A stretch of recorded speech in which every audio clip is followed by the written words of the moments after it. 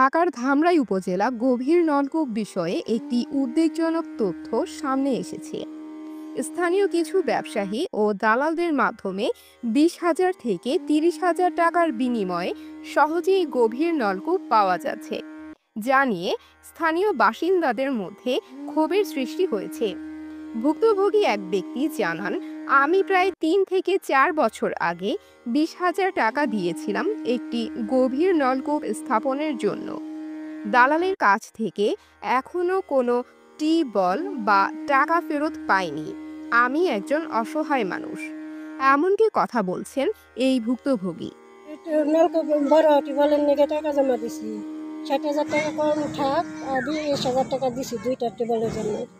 দুইটা টিউবওয়েল নিয়ে 4 বছর ধরে নিয়ে আমার যোগাযোগও করে না, ইয়ে করে না, গেলে দেখা করবার গেলে না, ঘরে জাপ দিয়ে বয়ে থাকে, টাকা পয়সাও করে দেয় না, টিউবওয়েলও দেয় না, কোনো কথাই। নাম হইলো সামাদ। দরজা দিয়ে বসে থাকে, কোনো কথাবার্তা করে না, কিছু করে বসবার করে না। মানুষ আইসে না না কি একটা ইয়ে আইসে তাও করে না তারা। এবং স্থানীয়দের উপযুক্ত সহায়তা নিশ্চিত করতে সংশ্লিষ্ট কর্তৃপক্ষকে দ্রুত পদক্ষেপ নেয়ার আহ্বান জানানো হয়েছে।